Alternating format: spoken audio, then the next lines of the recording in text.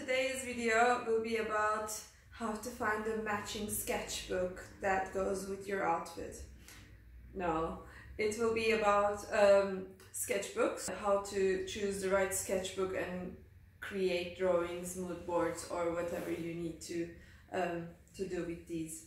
I'll start with the kind of sketchbooks I currently have, which is from many years, different locations.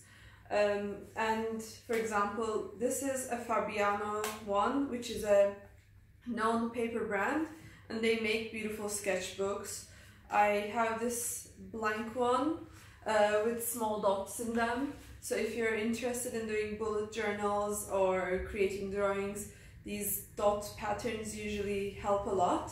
And then it has a small elastic to keep it closed. And usually they have a small pocket in the back if you want to keep some notes and stuff.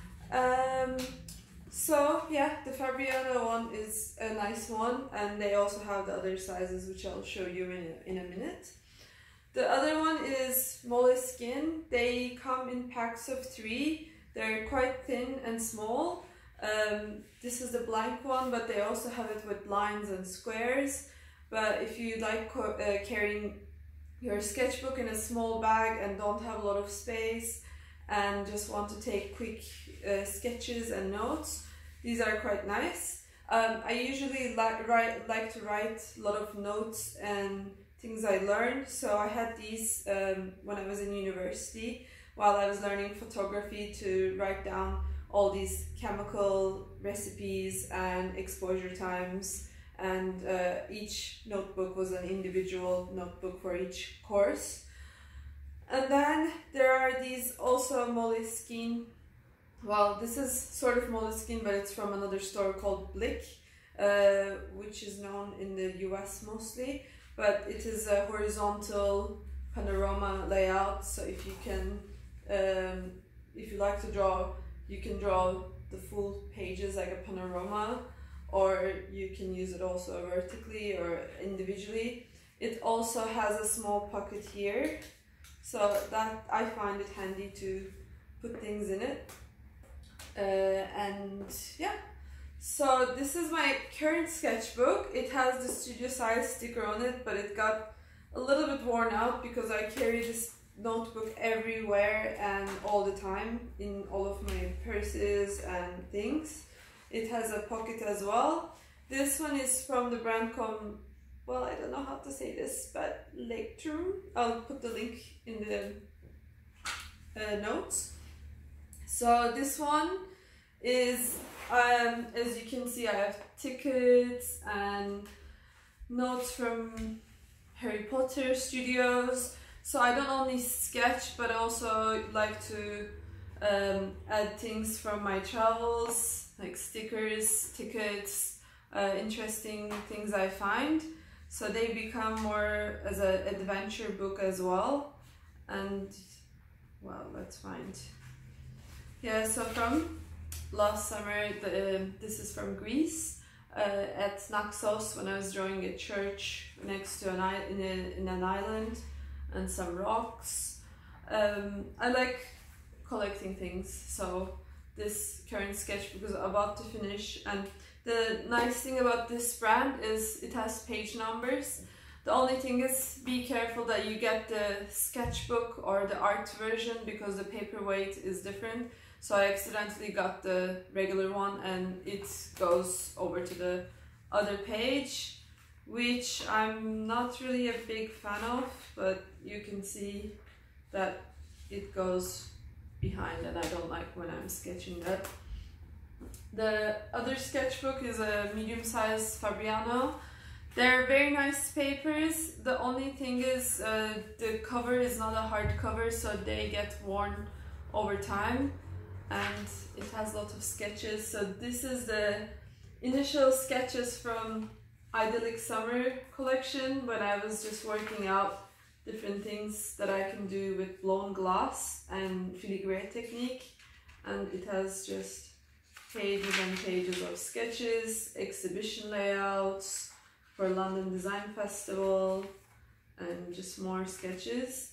I also usually, this is the top view, I like to put dates in the drawings so I know when I made them, and I usually write down things such as goals and exhibitions I want to participate and my dreams. So it's nice to daydream about things you want to do in the future, and then when you go back and see the date, like it has been my goal for a year or maybe 8 months to do something, and then when you achieve or when you get there, it's nice to go back and look what you've been doing. So it is also good as a career tip that you are recording your experiences and ideas, and then they build up little by little when it leads to a bigger project or completing something you're trying to learn or progress. So I would definitely recommend keeping dates and a record of what you've been doing, what you've been going through, what you're learning. And then this is again Leuchtturm, but the paper weight is different, so it creates a huge difference. And then you would see it brings the colors much better as well. And there are a lot of sketches. So this is a wooden stool I made a couple of years ago, and I was reconsidering these stools, and a lot of table drawings. But I fill up all pages that I can, and then some other pieces for applications and proposals, some cost calculations, and then it's good to know where things are. Oh, and not just when I'm hanging out in a cafe and not making new things. And if we come to more blank sketchbooks, so when I travel, one of my favorite things to do is visit stationery stores. I'm sure you also like to pop in and have a look. And when I was in Berlin, I bought this beautiful sketchbook with a hard textured cover, and the inside it doesn't have a lot of pages, but it's a beautiful paper. So I'm looking forward to starting this one.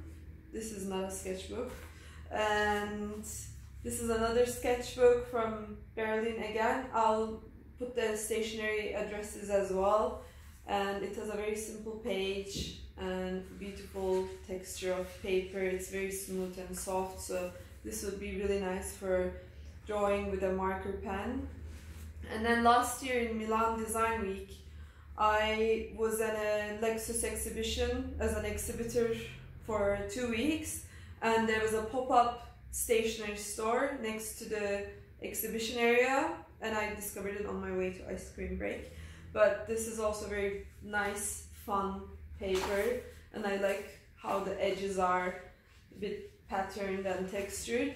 The paper quality is not the best, but it's definitely fun, and I've been enjoying using this sketchbook as well. It's called Write Sketch Milano. I'll also add the link. They also make papers as well. These are the bigger and heavier sketchbooks. So I bought this when I was in Royal College of Art and used it as my studio sketchbook. I wouldn't carry this in my bag. It would stay in my studio in the locker.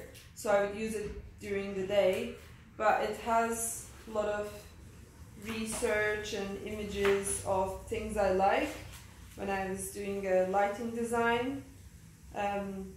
These are from Defne Koz, which is a designer I used to work for, and she's great, so check out her work.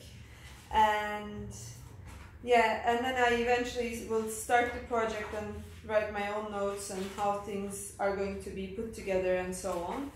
But having a bigger sketchbook helps. First, drawing bigger, and also if you're showing your work to other people, it is a bigger scale. So I also have images of other things I like. And then some toaster design research, which only was a 2-week project. And mind maps for my thesis, and so on. So it's heavy, but it has a nice scale, and when you're showing this to your tutors or presenting, I think having a bigger sketchbook helps. This is the last one, which also has a very heavy paperweight, almost like watercolor paper. It has a lot of texture on it. I use this as my thesis research sketchbook. So I don't only draw in them, but I find images related to what I want to do, and my dissertation was on recording smell and playing it back, which is very unrelated to what I do now, but I'm still interested in it. So it has a lot of images of what already exists out there, and my notes on whose work is what, and some research notes from the articles I read, exhibition notes, and then I wrote the dissertation. So I just used this as my mood board sketchbook, but yeah, then afterwards I designed a tent for kids, so these are all tent images for that project. And later on, for the current glass collection, like this guy, which is sand infused with sand from different locations, I was looking at a lot of glass research, so color, molds, different production techniques, antique and historical glass, and what other types of production is out there. So this notebook stays as research only, and it's not complete because I add things as I go, but it's not dedicated to one specific project. It's just each time I have a big project happening, I use this one for myself. And yeah, so these are all the sketchbooks. But today I also want to give you a suggestion on making sketchbooks. So there are a lot of tutorials on bookbinding, which you can create your own sketchbook with the paper you have at home, with staples or using thread and needle. The other thing you can do is, well, if you already have a notebook from a stationery store or you already bought, you can transform that into your daydreaming book. Since we are spending quite a lot of time at home, it wouldn't hurt to daydream about a room you want to transform in your room, or recipes you like to make, or some of the workouts, or whatever interests you. It could be about nature, flowers, certain animals, but it's nice to have everything in one place in a sketchbook you create. And I also recommend the Sketchbook project in New York. They have a library of sketchbooks that different artists fill up and send it back to the library. I'm doing it this year, so we'll see how it goes. But having a theme for a sketchbook is very nice.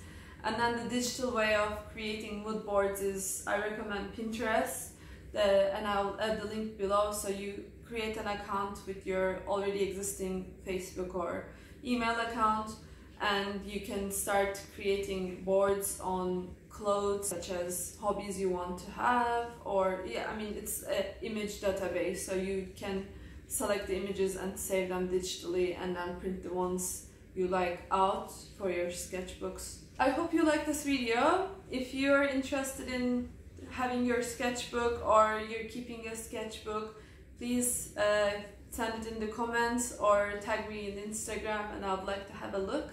And I will leave all the links below in this video. Thank you, and I will see you next time.